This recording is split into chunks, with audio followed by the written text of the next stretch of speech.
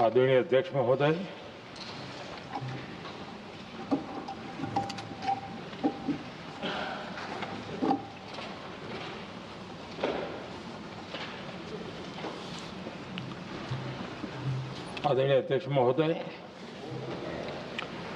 मैं इस सम्मानित सदन में पश्चिम एशिया में चल रहे संघर्ष और इसकी वजह से भारत के सामने आई चुनौतियों पर बात रखने के लिए उपस्थित हुआ हूं। इस समय पश्चिमी एशिया की हालत चिंताजनक है। बीते 2-3 हफ्तों में जयशंकर जी ने और हरदीप पुरी जी ने इस विषय पर सदन को जरूरी जानकारी दी है। अब इस संकट को 3 सप्ताह से ज्यादा हो रहा है। इसका पूरे विश्व की अर्थव्यवस्था पर, लोगों के जीवन पर बहुत ही विपरीत असर हो रहा है। इसलिए पूरी दुनिया इस संकट के जल्द से जल्द समाधान के लिए सभी पक्षों से आग्रह भी कर रही है। अध्यक्ष महोदय, भारत के सामने भी इस युद्ध ने अप्रत्याशित चुनौतियां खड़ी कर दी हैं।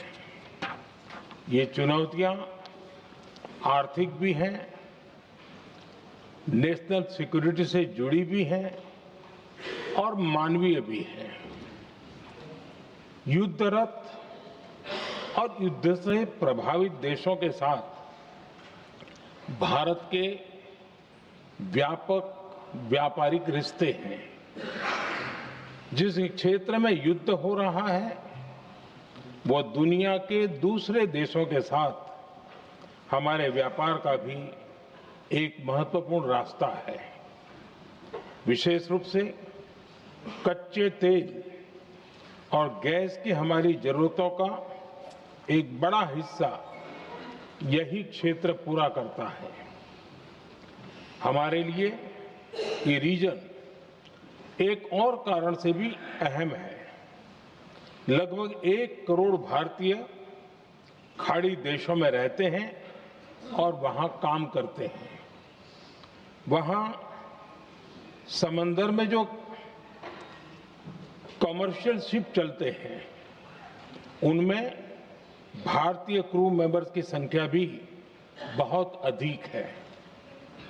ऐसे अलग अलग कारणों के चलते भारत की चिंताएं स्वाभाविक रूप से अधिक है। इसलिए ये आवश्यक है कि भारत की संसद से इस संकट को लेकर एक मत और एकजुट आवाज दुनिया में जाए।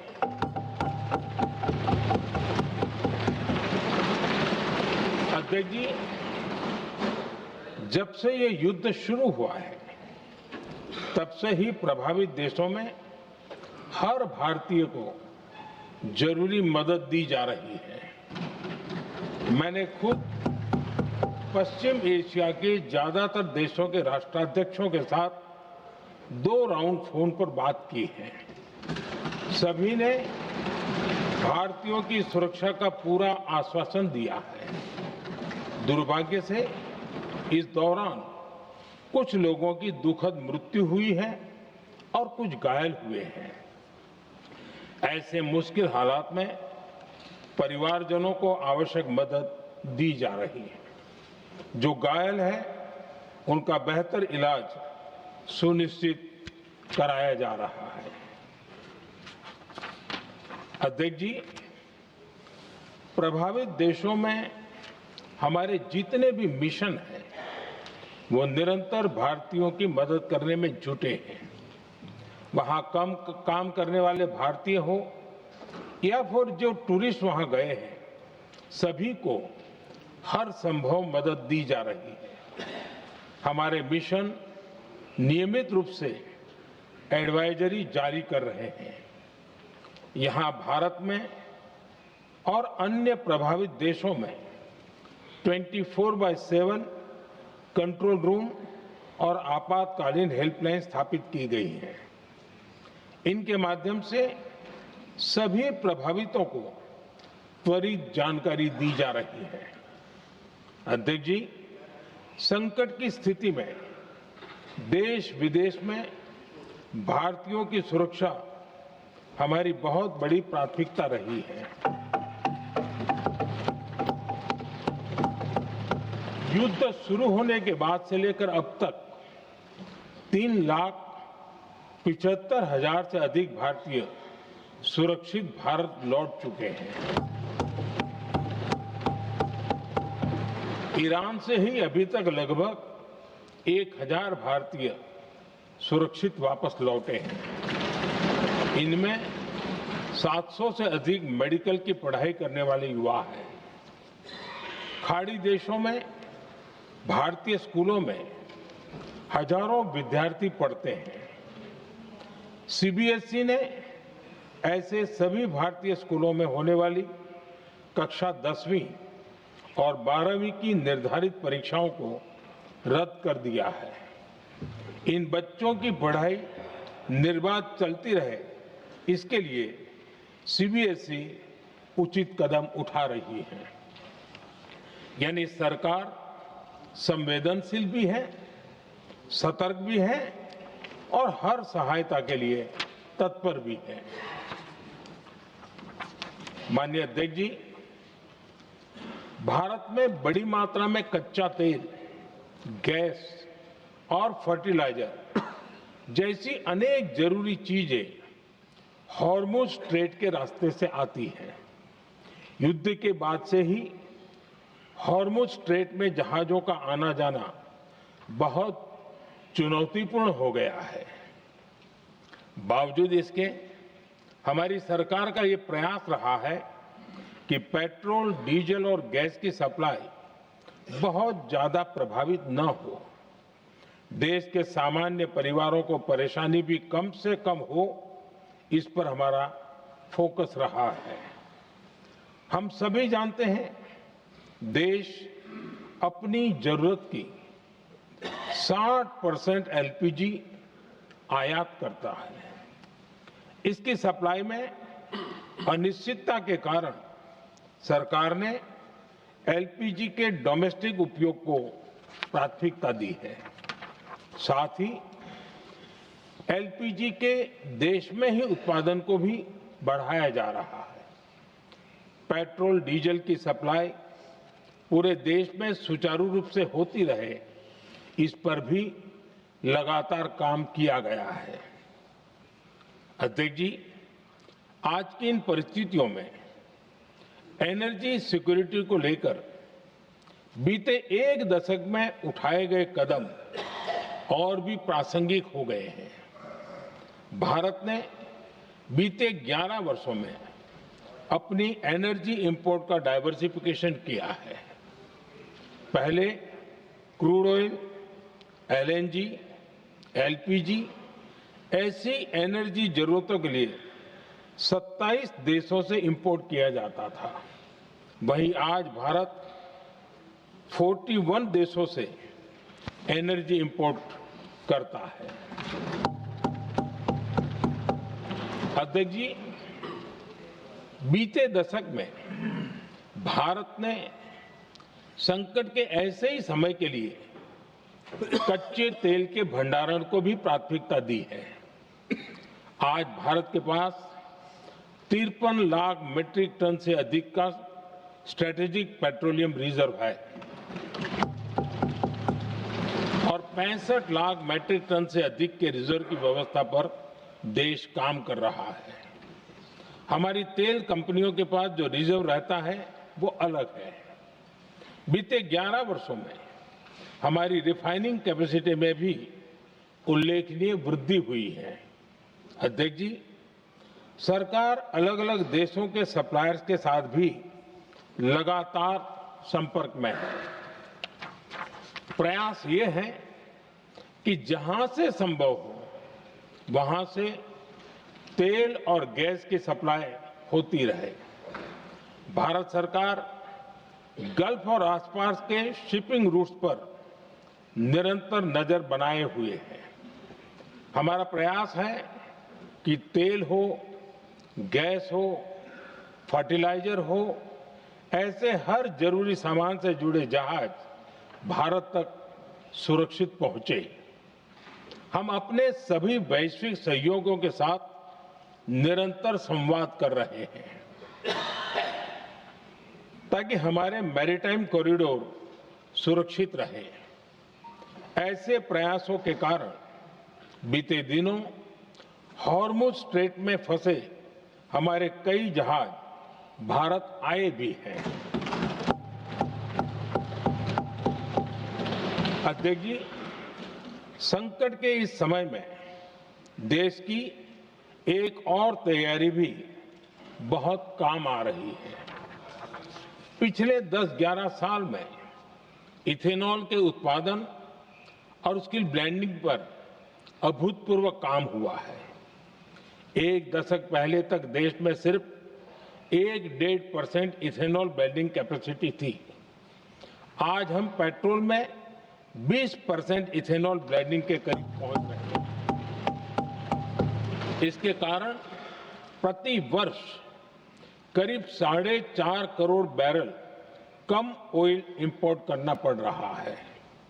ऐसे ही रेलवे के बिजलीकरण से भी बहुत बड़ा फायदा हो रहा है। अगर रेलवे का इतना बिजलीकरण न होता तो हर साल करीब 180 करोड़ लीटर डीजल अतिरिक्त लगता। ऐसे ही हमने मेट्रो का नेटवर्क बढ़ाया है। 2014 में जहां देश में मेट्रो नेटवर्क 250 किलोमीटर से भी कम था, आज ये बढ़कर करीब 1100 किलोमीटर हो गया है। हमने इलेक्ट्रिक मोबिलिटी पर बहुत अधिक बल दिया। केंद्र सरकार ने राज्यों को 15,000 इलेक्ट्रिक बसें चलाने के लिए दी हैं। आज जिस स्केल पर वैकल्पिक ईंधन पर काम हो रहा है, उससे भारत का भविष्य और सुरक्षित होगा।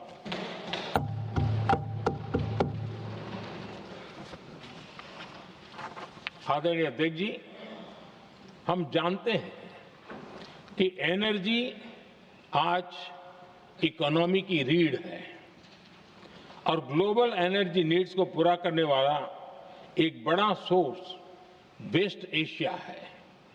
स्वाभाविक है कि दुनिया भर की अर्थव्यवस्था वर्तमान संकट से प्रभावित हो रही है और भारत पर इसका कम से कम दुष्प्रभाव हो, इसके लिए निरंतर प्रयास किए जा रहे हैं।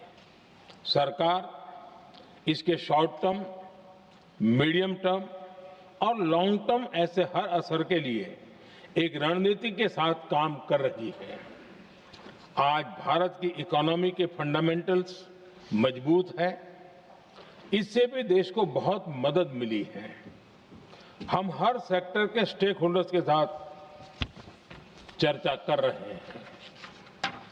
जहां भी जरूरत है उस सेक्टर को आवश्यक सपोर्ट दिया जा रहा है। भारत सरकार ने एक इंटर मिनिस्ट्रियल ग्रुप भी बनाया है।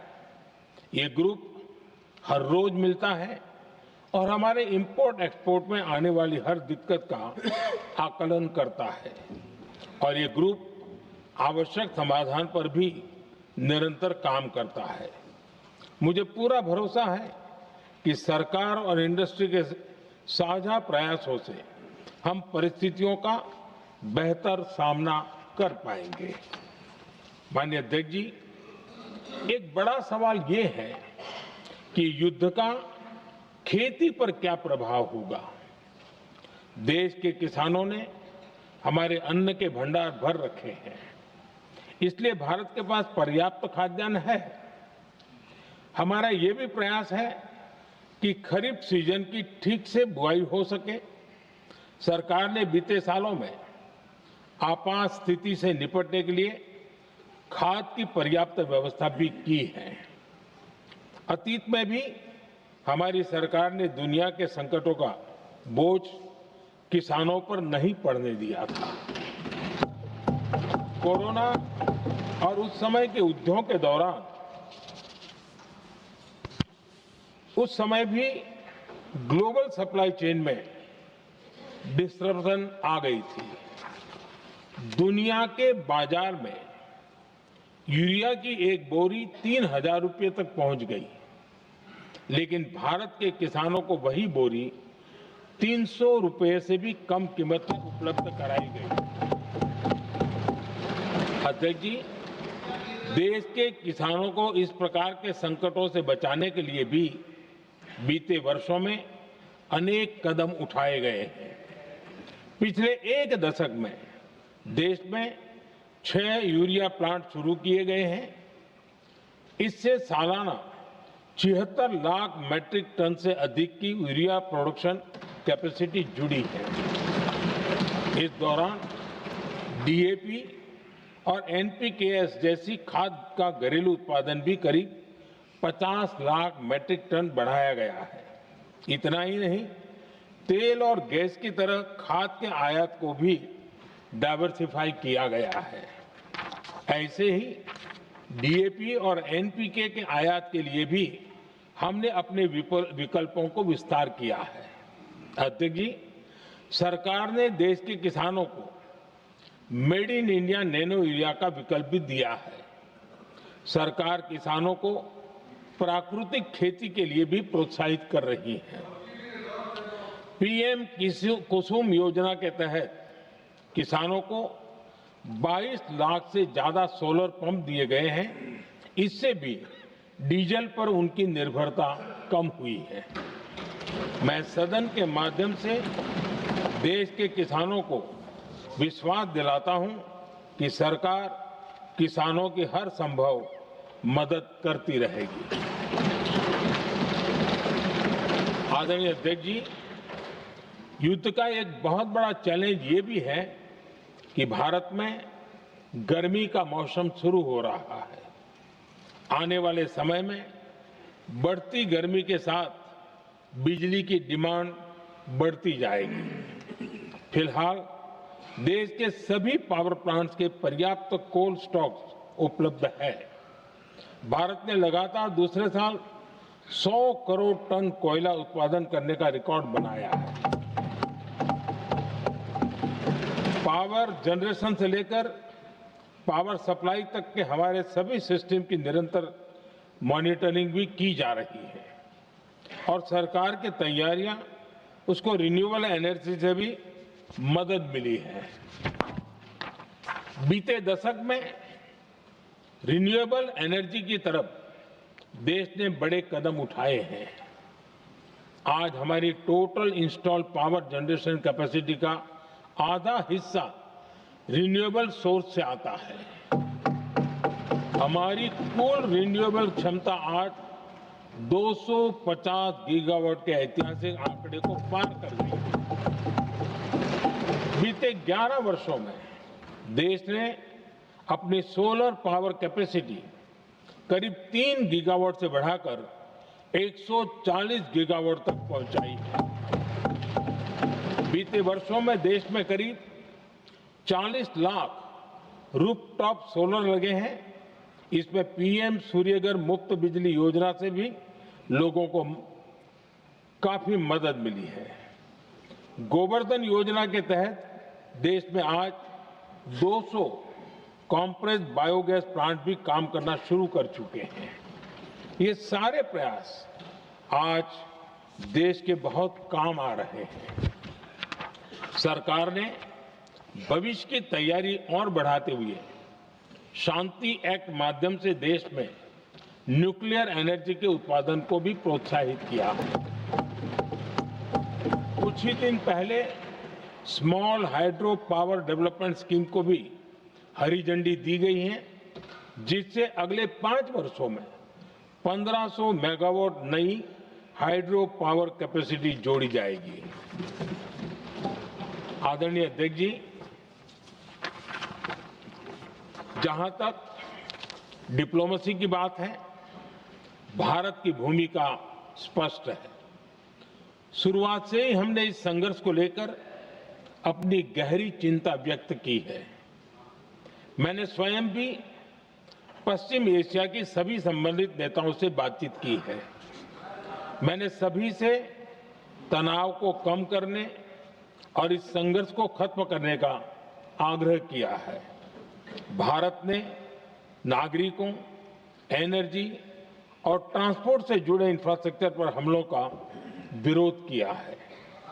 कमर्शियल जहाजों पर हमला और हॉर्मुज स्ट्रेट जैसे अंतर्राष्ट्रीय जलमार्ग में रुकावट अस्वीकार्य है।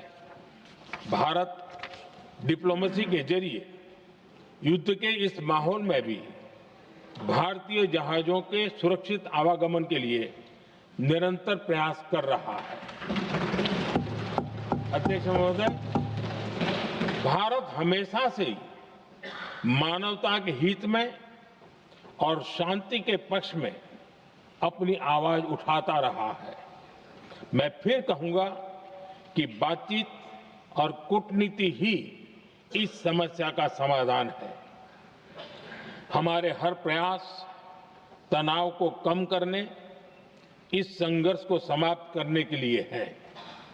इस युद्ध में किसी के भी जीवन पर संकट मानवता के हित में नहीं है। इसलिए भारत का प्रयास सभी पक्षों को जल्द से जल्द शांतिपूर्ण समाधान के लिए प्रोत्साहित करने का है। अध्यक्ष जी, जब ऐसे संकट आते हैं तो कुछ तत्व इसका गलत फायदा उठाने की कोशिश भी करते हैं। इसलिए कानून व्यवस्था सुनिश्चित करने वाली सभी एजेंसियों को अलर्ट पर रखा गया है। कोस्टल सिक्योरिटी हो, बॉर्डर सिक्योरिटी हो, साइबर सिक्योरिटी हो, स्ट्रेटेजिक इंस्टॉलेशंस हो, सबकी सुरक्षा को और मजबूत किया जा रहा है। अध्यक्ष जी, इस युद्ध के कारण दुनिया में जो कठिन हालात बने हैं, उनका प्रभाव लंबे समय तक बने रहने की आशंका है। इसलिए हमें तैयार रहना होगा, हमें एकजुट रहना होगा।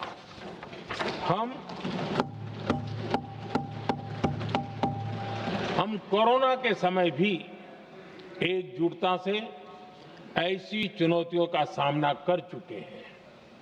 अब हमें फिर से उसी तरह तैयार रहने की आवश्यकता है। धीरज के साथ, संयम के साथ, शांत मन से हमें हर चुनौती का मुकाबला करना है और यही हमारी पहचान है, यही हमारी ताकत है। और हां, हमें बहुत सावधान और सतर्क भी रहना है। हालात का फायदा उठाने वाले झूठ फैलाने का प्रयास करेंगे, ऐसे लोगों की कोशिशों को सफल नहीं होने देना है। मैं देश की सभी राज्य सरकारों से भी इस सदन के माध्यम से आग्रह करूंगा, ऐसे समय में कालाबाजारी करने वाले, जमाखोरी करने वाले एक्टिव हो जाते हैं। इसके लिए कड़ी मॉनिटरिंग जरूरी है। जहां से भी ऐसी शिकायतें आती हैं, वहां त्वरित कार्रवाई होनी चाहिए। देश की हर सरकार और देश का हर नागरिक जब मिलकर चलेंगे तो हम हर चुनौती को चुनौती दे सकते हैं। इसी आग्रह के साथ मैं अपना वक्तव्य समाप्त करता हूं। बहुत बहुत धन्यवाद।